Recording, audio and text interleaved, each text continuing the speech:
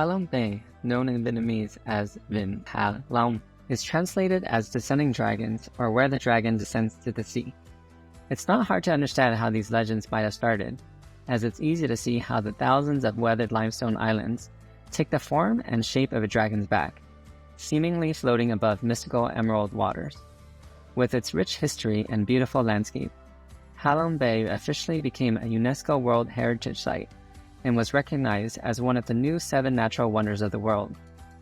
Like many others, we were drawn to the beauty and awe of this location, and had to make it one of our stops on our trip back to our motherland, Vietnam. It was our first time traveling to Vietnam as a family, and also my first time traveling here in more than 25 years.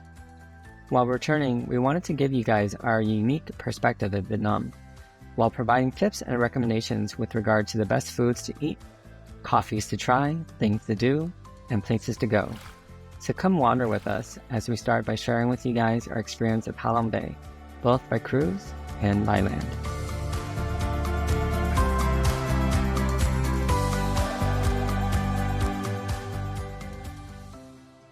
Our trip to Halong actually started in Hanoi. We had originally planned 2 nights in Hanoi, but those nights were cut to 1 after a plane ticket mishap, which kept us stuck in Japan for 1 full day. We arrived to Hanoi after a night in Japan, were determined to make use of our 1 night there, and immediately got adventurous with some street food in the old quarters. We walked outside our Airbnb and picked up some exotic treats right on the sidewalk. In all, we bought some fertilized quail eggs, snails, and clams. In total, it cost us 95,000 Vietnamese dollars, or a whopping $4 US. The food was delicious, and right away we knew we were going to have a good time eating up everything in Vietnam. We were supposed to get picked up by our bus to the cruise the next morning, but again, we were ambitious. We got up early to squeeze in 1 more meal in the Hanoi area, a popular dish known as Bun Ca, or in Vietnamese we would pronounce it Bun Ca, which literally means vermicelli noodle with fried fish. It was quite a culture shock taking our first walk in Hanoi, dealing with all the crazy traffic, but we eventually found our spot in a cute alley.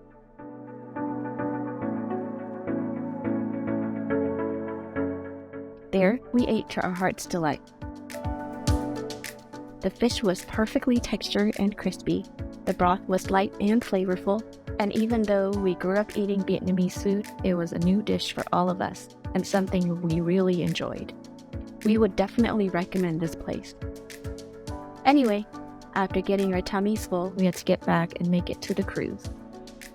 We rushed back to our place, dodged some scooters along the way, Oh my gosh, Elijah almost got hit. and luckily did not miss our bus. They actually stopped by earlier than our expected pickup time of 8 a.m. and circled back around for us when we weren't there the first time, picking up others.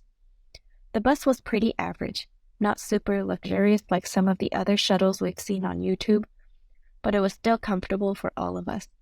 Tip for you guys out there: get some coffee before this 2.5-hour bus ride. Vietnam is famous for their coffee, and we tried coffee everywhere we went. My brother-in-law got us some egg coffee, also known in Vietnamese as Cafe Giảng, and it was delicious. With the taste of whipped raw egg yolk and chocolate, even our kids enjoyed it.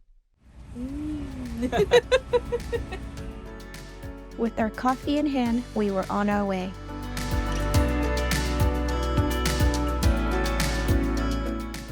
We were relieved to learn that the trip had stops scheduled, one for just a bathroom break and another one at a Pearl stop with an adjoining coffee shop. At this second stop, we learned some fun facts about how pearls are made, checked out the jewelry store, and we were back on our way.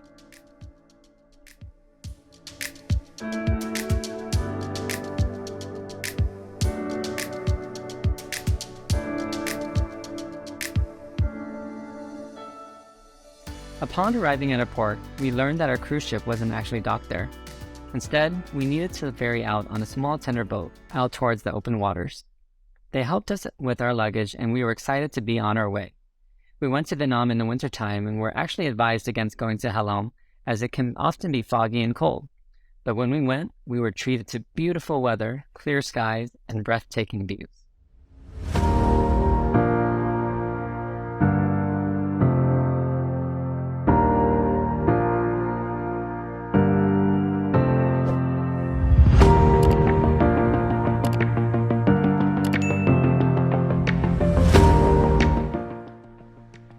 The ferry ride alone was amazingly gorgeous, so we couldn't wait to see what our experience would be like on the bigger ship.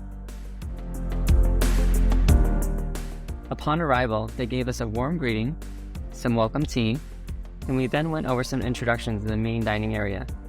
Immediately, we saw the small size of the dining area and were glad we booked a smaller cruise ship. It turns out that only the people on our small tender boat would be spending the night on the ship.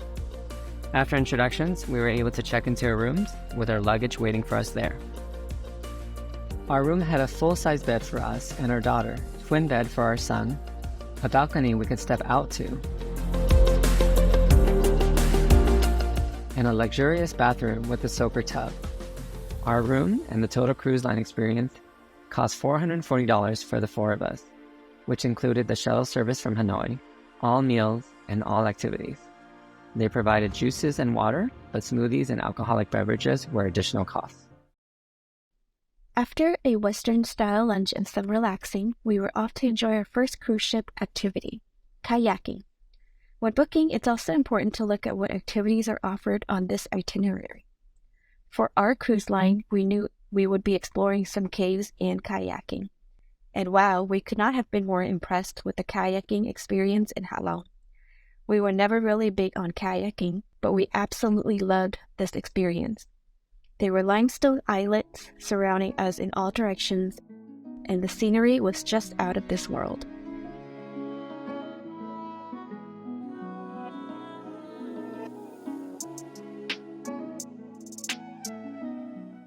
I went with our daughter, and she had a really good time. My husband went with our son, and they were even more adventurous, exploring some caves on the sides of the islets. Whoa, super cool. Look at this. All the way in, Elijah. All the way in. Spooky. Oh, who's that? Is that Mama? Oh, look it. We found them. Careful, guys. We are coming out of the cave. Push them so they don't hit us. There you go. Yeah, don't let them hit us. In all, we were humbled by our experience and felt so lucky to be able to do this at least once in our lives.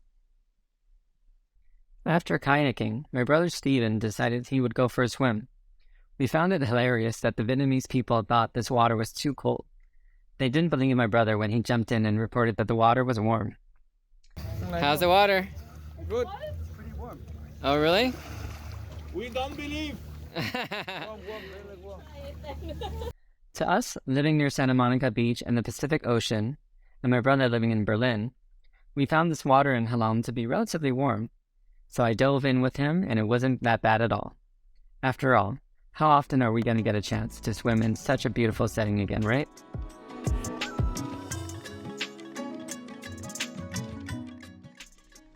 Well, we enjoyed the swimming, the sunset,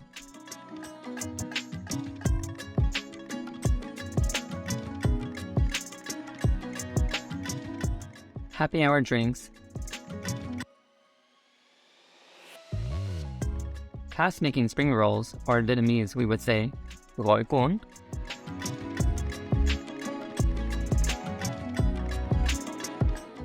And then it was dinner time. We were absolutely stuffed. They had karaoke as an activity on the boat at night, and we all really loved singing, but we were just too jet lagged to stay up. Instead, we hit the sack early so we can get a chance at catching the sunrise.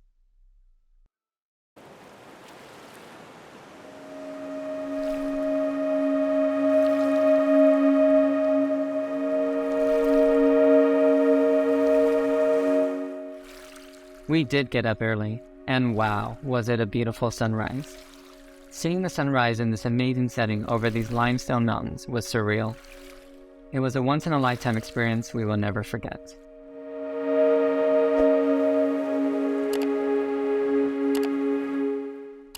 They had Tai Chi as an activity that morning, but we opted out of it and went straight for breakfast instead.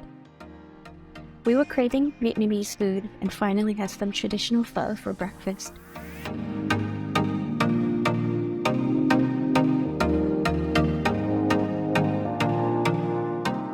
cravings met.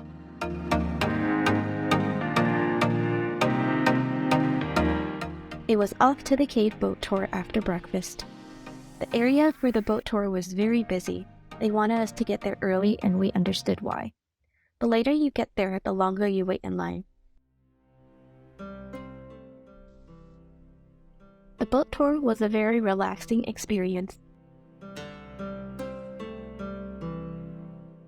It was fun going underneath some of the longer caves and learning more about the area from our boat guide. Trong này còn hàng dài hơn nữa. Mà cái này có cái tên không? Hàng xiên. Hàng xiên. Vâng, trong này hàng cả. Hàng xiên. Nó xuyên qua hả? Xuyên qua. It was a relatively short tour that brought us to the light cave and dark cave and the oblique cave.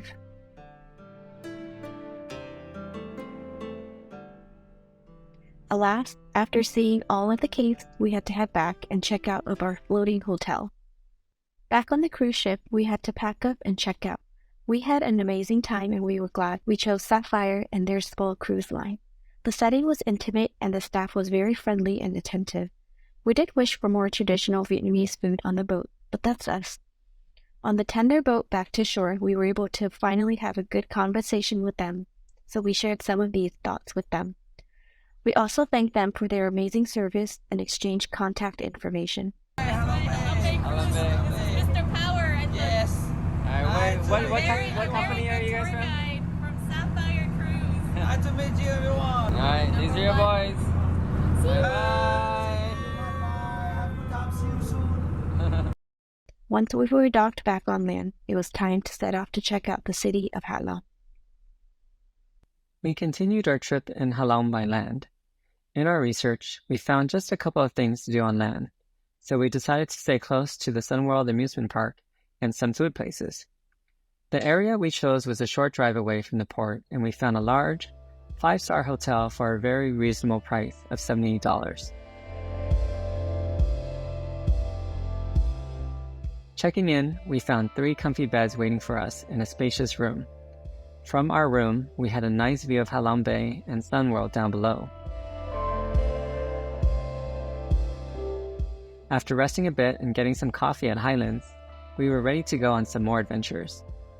Sunworld has many parks in Halong, and we decided we wanted to go on the Queen cable cars and the mysterious hills. We were glad we went on the cable car ride as it was really fun. The Queen cable car system has 2 decks which held quite a few people. It provided a beautiful aerial view of Halong Bay and a quick way to get to a higher vantage point.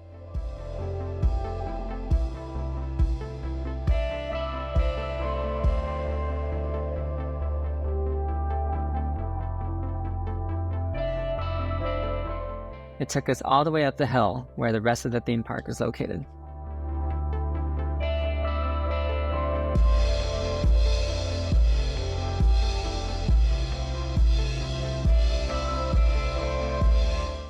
Since we arrived to Sunworld late, we only had time for a couple of activities. We wasted no time and went straight to Sunwheel. Sitting on Badale Hill at the height of 250 meters from sea level, Sunwheel Halong provides a very unique view of Halong with a total of 64 cabins.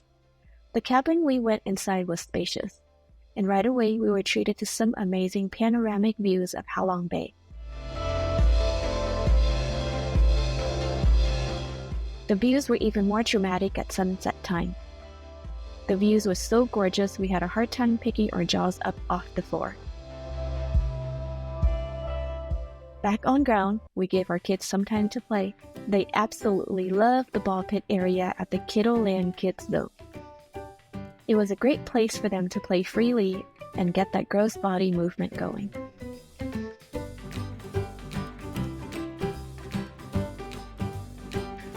We were sad to go, but the park was closing. We took the last cable car ride back down.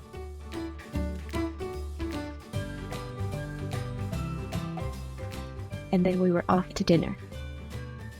For dinner, we decided on seafood hot pot, or in Vietnamese, we would call it Lẩu Hải. We were recommended to try this dish by our driver. We tried various kinds of Asian-style hot pots before, and we were curious to see what hot pot in Halong would be like.